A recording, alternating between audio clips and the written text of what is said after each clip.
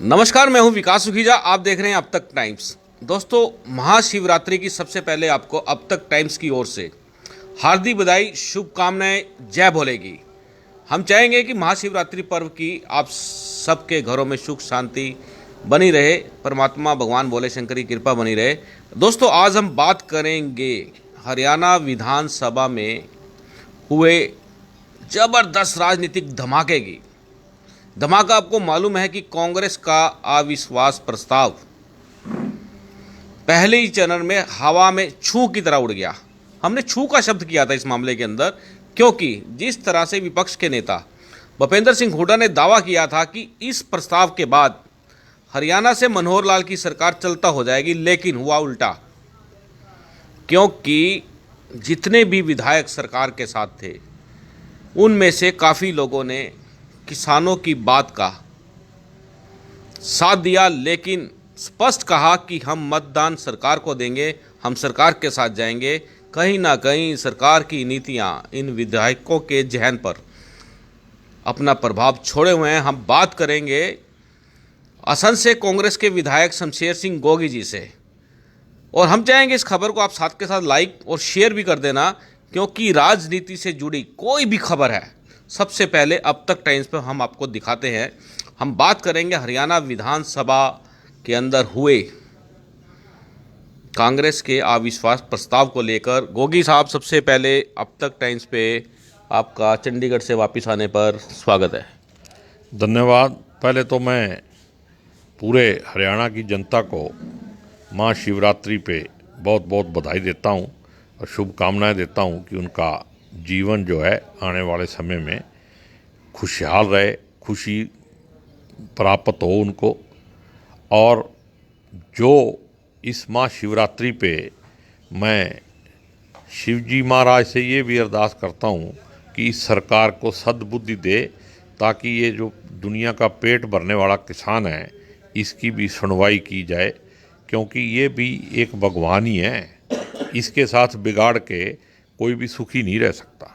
जी, विधायक जी का संकेत आपने सुन लिया, जिस तरह से उन्होंने भोले बाबा से एक अपील की है।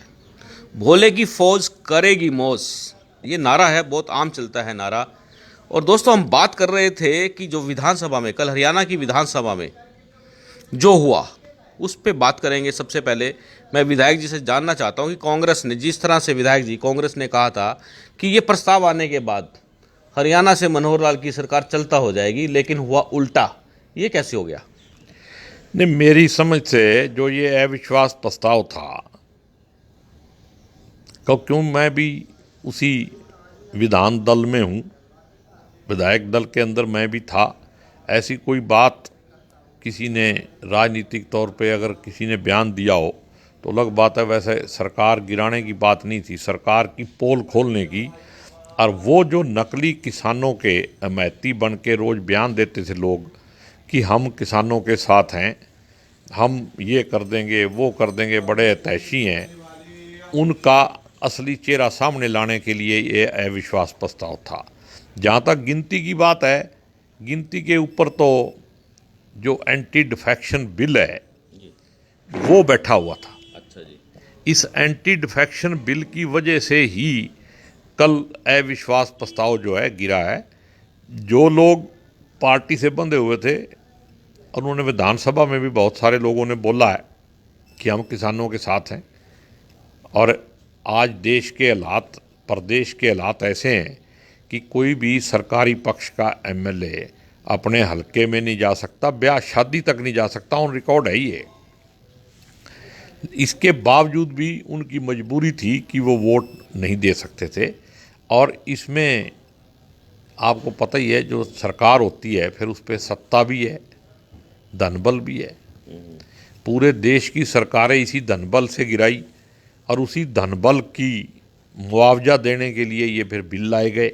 ये जो कृषि बिल हैं ये इसीलिए लाए गए हैं कि उस जो मध्य प्रदेश में, गोवा में, कहाँ कहाँ सरकार नहीं बदली इन्होंने, तो जो ये अंबानी अडानी से माल मिला हुआ था उसी माल को हजम करने के लिए तो बिल लाए गए। भाई किसान मरे तो मरे, क्योंकि किसान तो बीच में जैसे एक कहावत है ना, भाई खरबूजा चक्कू पे गिरे या चक्कू खरबूजे पे गिरे, कटना तो खरबूजे को ही है। वही किसान की हालत है। अगर ऊपर वाले भी मारेंगे तो किसान को, नीचे वाले मारेंगे तो किसान को। लेकिन इस आंदोलन से मैं ये समझता हूँ कि इस देश का इतना भला हुआ है। ये वैसा ही आंदोलन लगा लो जैसा अंग्रेजी सरकार के खिलाफ था। अंग्रेजी सरकार के खिलाफ भी जब 1907 में ये किसान आंदोलन चला, उसी के बाद से आंदोलन की मूवमेंट जो है, अगर इतिहास को आप देखेंगे, उसके बाद से ही आंदोलन की मूवमेंट बढ़ी।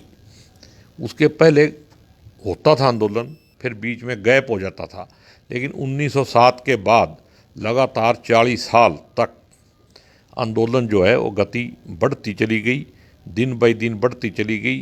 पंजाब से ये आंदोलन चला था, अब भी ये आंदोलन पंजाब से ही चला है।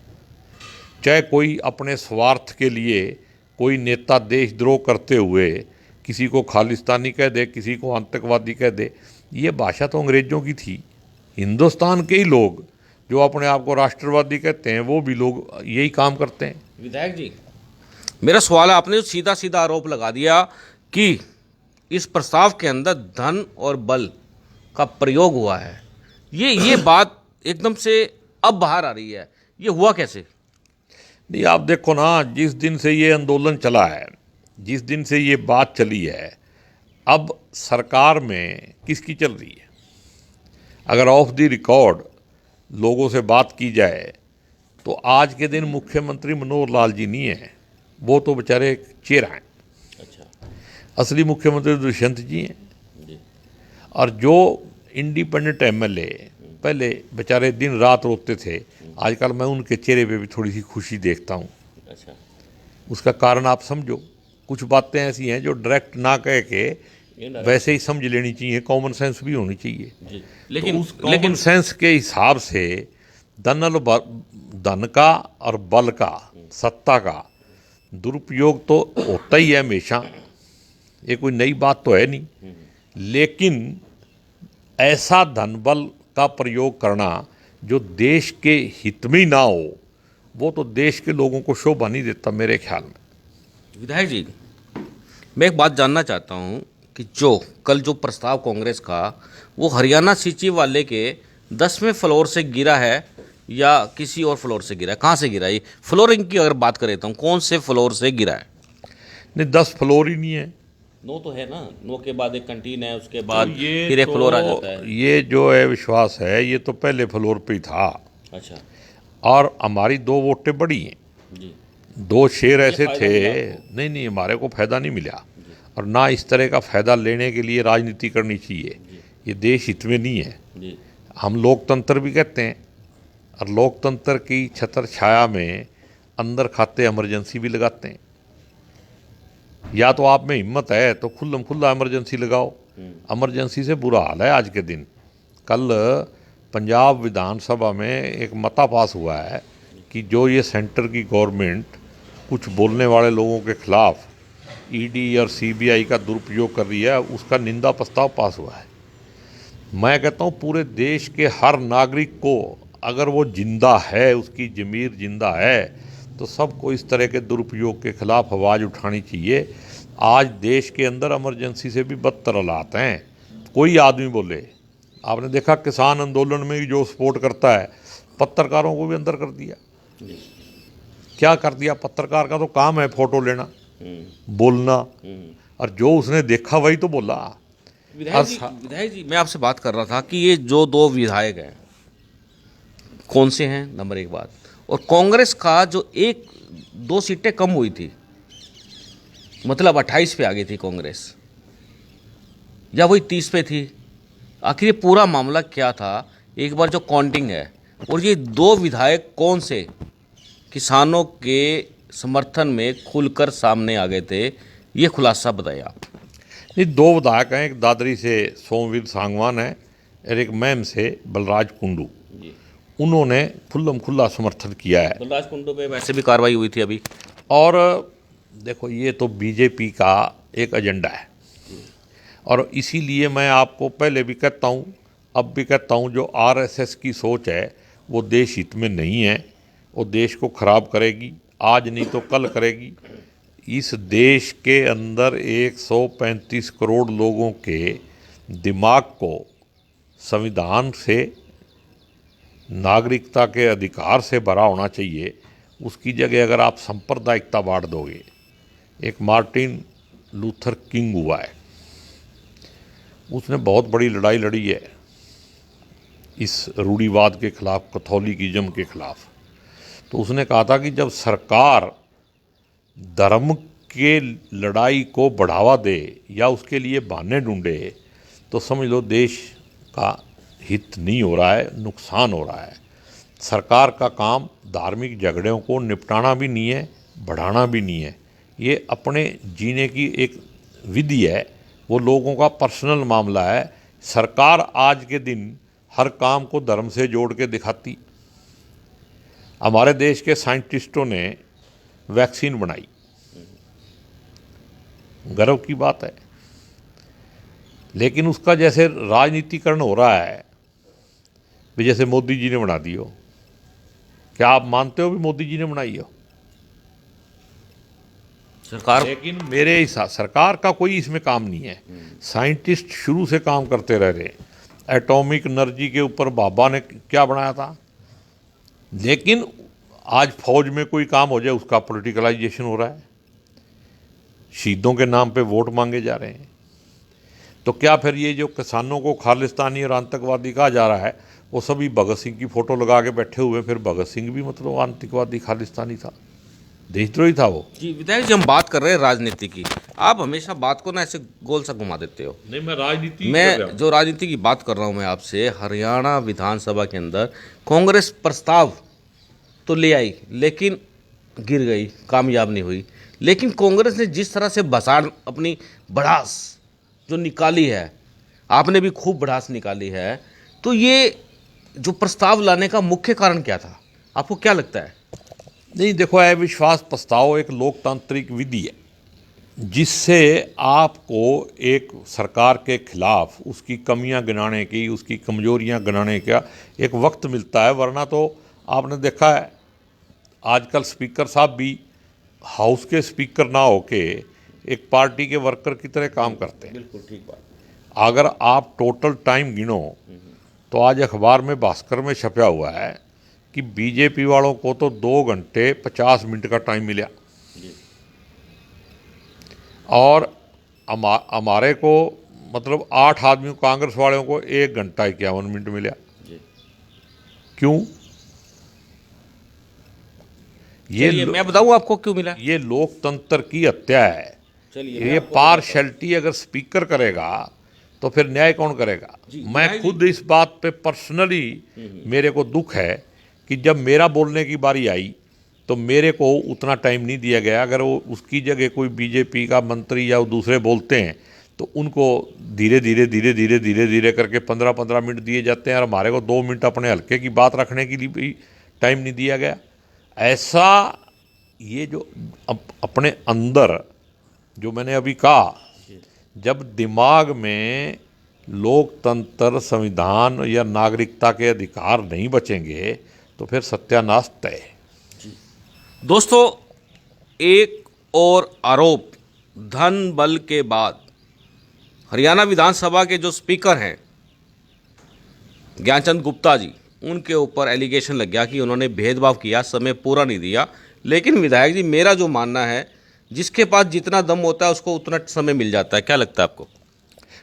मैं कह रहा हूँ भाई, सत्ता तो उनके पास है। सत्ता का मतलब विधानसभा में स्पीकर सत्ता से बाहर माना जाता है संवैधानिक व्यवस्था के हिसाब से। बिल्कुल बिल्कुल ठीक बात है। तो मैं वो कह रहा हूँ कि जो संवैधानिक जिम्मेदारी है उसको निभाते हुए स्पीकर साहब को ऐसा नहीं करना चाहिए। चाहिए तो ये कि ऑपोजिशन वालों को ज़्यादा टाइम दे सरकार के खिलाफ बोलने का, ताकि लोकतंत्र मजबूत हो। लेकिन होता उल्टा है। मैं ये नहीं कहता कि वो पार्टी छोड़ के हमारे साथ आ जाएं, हो रहे हैं बीजेपी में, कल को उनको टिकट भी चाहिए, कल को उनको इलेक्शन भी लड़ना है, वो सारे काम भी करवाने हैं, वो करें। लेकिन ऐसा मेरा मानना है, मैं अपना विचार रख रहा हूँ, मैं कोई किसी की कंप्लेंट या वो नहीं कर रहा। मेरे को जैसा महसूस हुआ वो मैं दिल की बात कर रहा हूँ। मैं मन की बात नहीं कर रहा हूँ। क्यों संवैधानिक पद है ना ये वाला एक, जो यहाँ पर एकदम से निष्पक्ष हो जाना चाहिए, ये बात आप क्या कहना चाहिए? संविधान में ये लिखा है, इसीलिए स्पीकर ने कल वोट भी नहीं डाला, वरना तो 56 वोट होते जी, वरना 56 होते। तो जब वोट डालने का अधिकार संविधान ने दिया है तो इसीलिए दिया है कि आप जब तक संवैधानिक पद पे हो तब तक आप निष्पक्ष होके काम करेंगे, अपनी जिम्मेदारी निभाएंगे। वैसे तो अगर कोई और बातें कुछ हैं जिसके मामले में स्पीकर ठीक भी है, कुछ काम ऐसे हैं जो स्पीकर ने ही आके किए हैं, लेकिन हाउस के अंदर पता नहीं बेचारा डर जाता है ऐसे लगता है मेरे को। मुख्यमंत्री जी आंख से इशारा करते हैं उसको ऐसे ही पलटता, मैं सामने देखता रहता हूँ। एक बात और सामने आ गई दोस्तों, स्पीकर विधानसभा में डर जाते हैं, गोगी जी का कहना, ये हमारा कहना नहीं है। और मैं जो बात कह रहा था कि ताकत की बात कह रहा था, वो ताकत का जो डिफाइन कर रहा हूँ मैं कि जिसके पास जितने ज़्यादा एमएलए होते हैं उसको उतना समय मिलता है, ये बात तो है। लेकिन विधायक जी, जो ये संवैधानिक पद है, तो इस पर विधायक को ही बिठाना अनिवार्य है, ये कौन सी परंपरा है? नहीं, ये तो जो संविधान में व्यवस्था बनी हुई है वो ठीक है। दूसरा आदमी तो बैठ के ये काम कर नहीं सकता, क्योंकि एक विधायक है, वो कम से कम विधायक की दशा दुर्दशा तो समझता है। जो आप समय कह रहे हो कि ज़्यादा एमएलए, मैं कहता हूँ अगर उनके 9 एमएलए 10 एमएलए बोलते तो उनको ज़्यादा टाइम मिलना चाहिए। उनके भी 8 बोले, हमारे भी 8 बोले, उसमें जो पार्शलिटी हुई है वो गड़बड़ है, उसको लेके कह रहा हूँ। एक और आरोप, भेदभाव का आरोप, पार्शलिटी हो गई है। दोस्तों सवाल, बड़ा सवाल है विधायक जी, क्या स्पीकर के पद को लेकर संविधान में संशोधन होना आपको क्या लगता है, जरूरी है या नहीं? नहीं, स्पीकर के पद को लेके संशोधन की जरूरत नहीं है, लेकिन जो भी स्पीकर बने उसकी मानसिकता और सोच बदलने की जरूरत है। तो विधायक जी, आपकी बात ठीक है, सोच को बदल देना चाहिए तुरंत, जैसी कुर्सी वैसी सोच, आप इस बात से सहमत हैं? बिल्कुल। जब उनको वहाँ पे बैठाया गया तो उनको अपने दिमाग से बीजेपी निकाल देनी चाहिए, क्योंकि सदन में रहते हुए बहुत थोड़ा सा समय होता है और सबसे बढ़िया स्पीकर वो होता है। आपको याद होगा एक बंगाल के थे सोमदा, वो स्पीकर थे पार्लियामेंट के, तो उनको कुछ ऐसा समय आया था, मेरे को थोड़ा थोड़ा याद है कि सीपीएम पार्टी ने पार्टी से निकाल दिया था, लेकिन उसने इस पे कंप्रोमाइज़ नहीं किया था। उसने कहा ये संवैधानिक पद के साथ मैं किसी तरह की ठगी नहीं करूँगा, गद्दारी नहीं करूँगा। तो सारी ज़िंदगी वो सीपीएम में रहा, लेकिन उसको पार्टी ने सीपीएम से निकाल दिया। कितनी बड़ी बात है ये, होता है एक मतलब लोकतंत्र में विश्वास। और आज के दिन तो जिनका राज है ना, वो नकली लोकतंत्र में विश्वास है, उनका विश्वास ही नहीं है। आपको पता ही है, उन्होंने तो इतने दिन राष्ट्रीय झंडा ही नहीं फहराया, अब वोट लेने के लिए राष्ट्रीय झंडे को लेके घूमते हैं। यदि हम बात करें इस तरह के जो नेता लोग हैं, ये आपकी श्रेणी में, जिस तरह से आप कहते हैं कि ये राष्ट्रभक्त है या देशभक्त है, ऐसों को आप कौन सी श्रेणी में गिनते हो? नहीं देखो, जो जिसके कार्यकलाप से देश का नुकसान होता है वो कौन गिना जाएगा? देशद्रोही है वो, चाहे वो मैं हूँ चाहे कोई और है। चलिए विधायक जी, हम आपसे आखिरी सवाल करते हैं, और आखिरी सवाल ये है मेरा कि आगे की कांग्रेस की रणनीति क्या रहने वाली है, और अगले विधानसभा चुनाव को काफ़ी समय है, तो कांग्रेस किस तरह से प्रदेश में सरवाइव करेगी और क्या क्या एजेंडे रहने वाले हैं? देखो, कांग्रेस को कोई खतरा नहीं है, तो बहुत बड़ी पार्टी है, राष्ट्रीय पार्टी है, और अगले इलेक्शन की तैयारी हमने शुरू कर रखी है।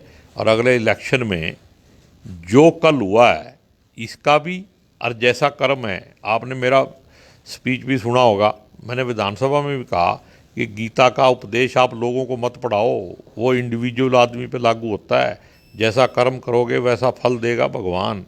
ये मेरा विश्वास है कि कृष्ण महाराज जी बीजेपी के नहीं थे, वो मानव जाति के थे, और वो इनको सजा जरूर देंगे।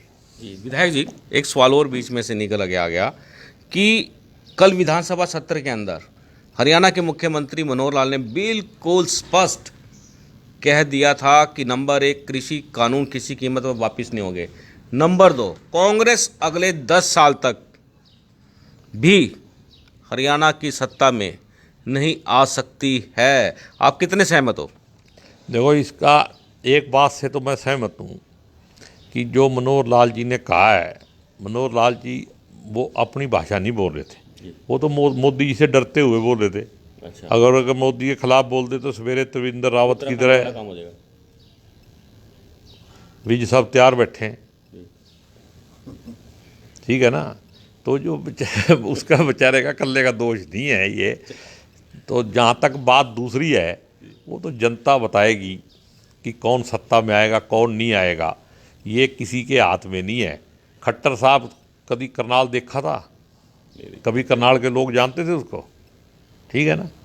तो ये जनता का कोई पता नहीं कब बह जाए, या वही जनता रो रही है, वही पछता भी रही है, ठीक है ना जी। पहली बार कितने वोट खिलाफ पड़े थे, दूसरी बार कितने खिलाफ पड़े, कितने हक में पड़े, और अगली बार क्या होगा? और अगली बार जमानत जब्त। हो अगली बार आपकी सरकार, मतलब खतरे की घंटी। और आप देख रहे थे, हम असंध से कांग्रेस के विधायक शमशेर सिंह गोगी से बात कर रहे थे। और गोगी साहब, एक बात है कि हमारे पास डिमांड आती है कि ये बहुत दिन हो गए आपने गोगी साहब से बात नहीं की है, तो क्या चक्कर है? आपकी लोकप्रियता बढ़ती जा रही है, क्या कहोगे आप? पता नहीं, मेरे को लोकप्रियता बढ़ रही है नहीं, लेकिन मैं एक बात जरूर जानता हूँ कि मैं झूठ नहीं बोलता, सच बोलता हूँ। और जो जनता के हित की बात है मैं वो कहता हूँ। मैं मतलब पार्टी में हूँ लेकिन बंधुआ मजदूर नहीं हूँ। जी दोस्तों, ये थे शमशेर सिंह गोगी, जिनसे अब तक टाइम्स की खास बातचीत हरियाणा विधानसभा के अंदर जो कुछ भी हुआ वो हमने आपके सामने रख दिया। हम चाहेंगे इस खबर को आप साथ के साथ लाइक और शेयर कर देना, और यूट्यूब चैनल पर सब्सक्राइब कर देना। आप देख रहे हैं अब तक टाइम्स, मैं हूं विकास उगीजा अपने साथी कृष्ण के साथ। नमस्कार, जय हिंद, जय भारत।